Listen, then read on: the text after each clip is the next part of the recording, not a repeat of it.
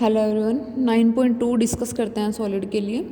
उसमें सबसे पहला है आपके पास director sphere to find the locus of the point of intersection of three mutually perpendicular tangent plane to the central conicoid this. हमें क्या निकालना है यहाँ पे? Point of intersection of mutually perpendicular tangent plane. और कॉनिकॉइड की equation ये given है आपको, a x square plus b y square plus c z square equal to 1। ठीक है, तो इसके लिए आप ये डायरेक्ट ध्यान रखना क्या होगी आपके पास condition, x square plus Y square plus Z square equal to 1 by में ए प्लस 1 बाई में बी प्लस 1 बाई में सी। ये होगी आपके पास which is the required locus. It represent a sphere with centre 0 0 0 which is also centre of the conicoid. ठीक है, और स्फीयर को हम क्या बोलेंगे कि ये जो आपके पास इक्वेशन आई है, ये आपके पास क्या है? स्फीयर की इक्वेशन आई है बेसिकली। और ये स्फीयर आपका क्या होता है? डायरेक्टर स्फीयर होता है। सिमिलरली इलिप्सॉइड के लिए भी दिया हुआ director sphere of the ellipsoid, वो क्या बनेगा? ये आपके पास इलिप्सॉइड की इक्वेशन होती है एक्स स्क्वायर बाई में a square plus Y square by में B square plus Z square by में सी स्क्वायर इक्वल टू 1। और इसके लिए इक्वेशन क्या बनेगी? X square plus Y square plus Z square equal to A square plus B square plus C square. ठीक है, तो इस दोनों को मार्क कर लेना। नेक्स्ट है आपके पास नॉर्मल। नॉर्मल क्या बनेगा? आपके पास डेफिनेशन है, the normal at any point P of a surface is the straight line passing through P and perpendicular to the tangent at P। यानी कि हमें किसी सरफेस के किसी पॉइंट P के लिए अगर हम नॉर्मल देख रहे हैं, वो क्या होगी कि उस पॉइंट से पास करने वाली स्ट्रेट लाइन और उस पॉइंट पे जो टेंजेंट प्लेन बन रहा है उसके परपेंडिकुलर जो लाइन होगी वो क्या होगी? नॉर्मल होगी। Equation of normal, to find the equation of normal at the point x1 y1 z1 of the ellipsoid this. तो इसके लिए आपको क्या करना है? ये हमारे पास एलिप्सॉइड की इक्वेशन है। Tangent plane x1 y1 z1 के लिए ये एलिप्सॉइड बना के दिया हुआ है। ये टेंजेंट प्लेन है, टच करता हुआ जा रहा है P पॉइंट के लिए। ठीक है, तो आप हमारे पास ये बनेगी टेंजेंट प्लेन की इक्वेशन। तो जो डायरेक्शन को साइन है नॉर्मल के, वो किसके प्रोपोर्शनल होंगे? यहाँ से कोफिशिएंट उठा लो एक्स वाई जेड के, x1 बाई में ए स्क्वायर, y1 बाई में बी स्क्वायर, z1 बाई में सी स्क्वायर। तो इक्वेशन ऑफ नॉर्मल क्या रहेगी x1 y1 z1 पे? x1 x minus x1, point minus करते हैं ना, और बाई में क्या आएंगे? डायरेक्शन को साइन। तो यही करना है। ठीक है, कि पॉइंट माइनस कर दो एक्स वाई जेड से, x1 y1 z1, और बाई में क्या आएंगे? डायरेक्शन को साइन। नेक्स्ट देखो, सेकेंड फॉर्म ऑफ नॉर्मल। अगर ये फंक्शन हमारे पास इस फॉर्म का है, हम इसको एज अ फंक्शन कंसीडर कर रहे हैं, तो पार्शियल डेरिवेटिव लो विद रिस्पेक्ट टू एक्स। जब इसका पार्शियल डेरिवेटिव लोगे विद रिस्पेक्ट टू एक्स, तो वाई और जेड और 1 ये सारों का डेरिवेटिव क्या हो जाएगा? 0। सिर्फ इसी का डेरिवेटिव आएगा 2x बाई में ए स्क्वायर। ऐसे ही with respect to y 2y by में बी स्क्वायर, और ऐसे ही जेड के रिस्पेक्ट में। अब पॉइंट x1 y1 z1 के लिए देखें तो x1 y1 z1 पुट कर दो, तो इक्वेशन क्या रहेगी? x माइनस x1, और डिनोमिनेटर में क्या आएगा? x1 बाई में ए स्क्वायर। डायरेक्शन को साइन था ना हमारे पास x1 बाई में ए स्क्वायर, तो यहाँ से बस डायरेक्शन को साइन वाले पॉइंट की वैल्यू निकाल दिया। x1 बाई में ए स्क्वायर की वैल्यू क्या रहेगी? हाफ कर्ल f बाई में कर्ल x1। ठीक है, तो यहाँ पे y1 बाई में बी स्क्वायर की क्या रहेगी? हाफ कर्ल f बाई में कर्ल y1, और ऐसे ही हाफ कर्ल f बाई में कर्ल z1। थर्ड फॉर्म क्या है? अगर P लेंथ है foot of perpendicular from the centre, जो कि ओरिजिन पे है centre, on the tangent plane 2, then तो हमारे पास परपेंडिकुलर डिस्टेंस कैसे निकालते हैं? जो हमारे पास वहाँ पे इक्वेशन होती है, उस इक्वेशन में हम क्या करते हैं? सेंटर को पुट कर देते हैं। ठीक है, तो इस इक्वेशन में सेंटर को पुट कर दो और कोफिशिएंट का स्क्वायर कर दो। ठीक है, टेंजेंट वाली इक्वेशन में सेंटर को पुट कर दो और कोफिशिएंट का एक्स वाई जेड के कोफिशिएंट का स्क्वायर और उसका अंडर रूट। ठीक है, तो जो डायरेक्शन को साइन होंगे नॉर्मल के, वो किस फॉर्म के बनेंगे? x1 बाई में ए स्क्वायर, और ये डिनोमिनेटर में ये जो लेंथ आई है ये। ठीक है, ऐसे इनके रिस्पेक्ट में बनेंगे। अब 1 बाई में दिस, अगर मैं इसको पूरी टर्म को k नाम दे दूं, तो ये क्या होगा हमारे पास? p इक्वल टू 1 बाई में k। ठीक है, और k क्या हो जाएगा? 1 बाई में p हो जाएगा। तो यहाँ पे वैल्यू रख दो, x1 बाई में a square divided by 1 by में p क्या बनेगा?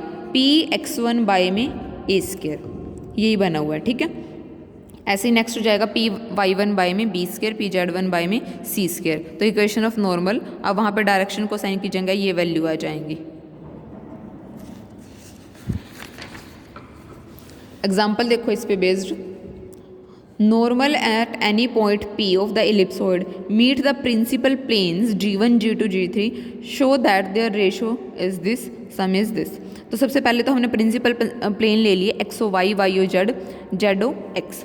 इलिप्सॉइड ये दिया हुआ है, इक्वेशन ऑफ नॉर्मल क्या बनेगी, ये बनेगी हमारे पास, अभी किया है हमने third form, equal to R ले लो, ठीक है। आर क्या है, डिस्टेंस है एक्स वाई जेड की from point P, x1, y1, z1।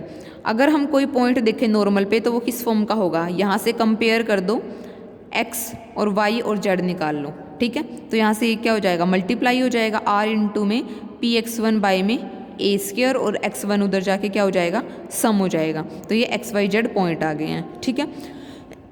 अब ये वाले पॉइंट प्रिंसिपल प्लेन पे लाए कर रहे होंगे, ठीक है। तो ये वाला point Y O Z plane पे होगा, वाई ओ जेड प्लेन पे हमारा एक्स तो 0 होगा, ठीक है। वाई ओ जेड एक्सेस की बात कर रहे हैं तो एक्स इन में क्या रहेगा, 0 रहेगा। तो एक्स 0 पुट कर दो तो एक्स का कोफिशिएंट, एक्स यहाँ पे ये है x1 plus P x one by में स्क्वायर इंटू में आर, इसको कर दो 0। आर की वैल्यू आ चुकी है, ये आर क्या थी, इस पॉइंट से पी की डिस्टेंस थी, यानी कि ये कौन सी डिस्टेंस होगी, प्रिंसिपल प्लेन से, ठीक है। ये डिस्टेंस कौन सी हो जाएगी, P की प्रिंसिपल प्लेन से डिस्टेंस हो जाएगी। तो Pg1 क्या हो जाएगा, माइनस ए स्क्वायर बाई में P। सिमिलरली अगर हम X O Y second principal plane लें तो यहाँ पे Z हो जाएगा 0, जेड ओ एक्स लेंगे तो Y हो जाएगा 0। तो इस तरह से आपके पास Pg2 आ जाएगा, Pg3 आ जाएगा। अब इनका हमें फर्स्ट पार्ट के लिए क्या चाहिए, रेशो चाहिए, तो तीनों का रेशो ले लो, ठीक है। तो अगर हम रेशो लेंगे तो P खत्म है और माइनस भी कैंसिल हो जाएंगे, तो रेशो क्या बचेगा, a square ratio b square ratio c square. अब सेकंड पार्ट में इनके स्क्वायर का सम चाहिए, अब स्क्वायर का सम कर दो। जब स्क्वायर करोगे तो आपके पास क्या आएगा, A4 बाई में पी स्क्वायर, B4 बाई में पी स्क्वायर, C4 बाई में पी स्क्वायर, ठीक है। तो पी स्क्वायर को उधर भेज दो और के स्क्वायर को इधर रखो, ठीक है। तो आपके पास ये वैल्यू आ जाएगी यहाँ पे 1 बाई में पी स्क्वायर की। नेक्स्ट देखो यहाँ पे क्या लेके चल रहे हैं, इसको हमें बेसिकली कांस्टेंट दिखाना है, ठीक है। P ले ली, length of perpendicular from origin to the tangent plane this. अब क्या करो, यहाँ पे वैल्यू पुट कर दो, ठीक है, पॉइंट रख दो। यहाँ पे आपके पास 1/p स्क्वायर की वैल्यू ये आ जाएगी, ठीक है, क्योंकि यहाँ पे 1/p स्क्वायर आया है। अब यहाँ से वैल्यूज़ को कंपेयर कर दो, थर्ड और फोर्थ को कंपेयर करो, 1/p square, left hand side equal है तो राइट हैंड साइड भी इक्वल जाएगी, तो आपके पास ये फॉर्म आ जाएगी। अब यहाँ से अगर आप लोकस निकालो x1 y1 z1 का तो ये सम आएगा हमारे पास, ठीक है। तो यहाँ से इतना पार्ट हमारा हो गया था, सॉरी इसमें ये था कि अगर ये के स्क्वायर के इक्वल हो तो locus of p find out करना है, तो हम इसको के स्क्वायर के इक्वल लेके चले थे यहाँ पे, और इस यहाँ पे लोकस ऑफ p आपके पास ये आ गया, ठीक है। सेकेंड एग्जाम्पल देखो, prove that to normal to the ellipsoid this lie in the plane this, the line joining their feet has direction cosine proportional to this, also find coordinate of these points, ठीक है। Ellipsoid की equation ये आपके पास given है। Normal अगर हम x1 y1 z1 पे देखें तो ये होगा फर्स्ट फॉर्म जो हमने की थी, ठीक है। जो नॉर्मल प्लेन है वो लाई कर रहा है इन प्लेन में, इन्होंने बोला है कि normal lie in the plane LX plus MY plus NZ equal to 0, normal इसमें लाई कर रहा है। तो जो नॉर्मल के डायरेक्शन को साइन होंगे वो इस प्लेन को सेटिस्फाई कर रहे होंगे, तो वो इसको सेटिस्फाई कर रहे हैं। अब जो पॉइंट है वो भी नॉर्मल वाले इस प्लेन को सेटिस्फाई कर रहा होगा, ठीक है। तो ये वाला पॉइंट भी यहाँ पे पुट कर दिया। अब इन दोनों को x1 y1 z1 के लिए सोल्व करेंगे, तो x1 y1 z1 के लिए सोल्व करो तो यहाँ पे क्रॉस रेशियो यूज़ कर लो। प्रोडक्ट क्या आएगा, mn बाई में b स्क्वायर, यहाँ पे प्रोडक्ट करो mn बाई में c स्क्वायर। सिमिलरली अब सेकंड को हाइड करो, इधर प्रोडक्ट करो ln बाई में a स्क्वायर, इधर प्रोडक्ट करो ln बाई में c स्क्वायर। अब इसको थर्ड वाले को हाइड कर लो, इधर प्रोडक्ट करो lm बाई में a स्क्वायर और इधर करो lm बाई में b स्क्वायर, ये आ जाएगा आपके पास। तो एलसीएम लेके सोल्व करके आपके पास ये आ गई टर्म, ठीक है।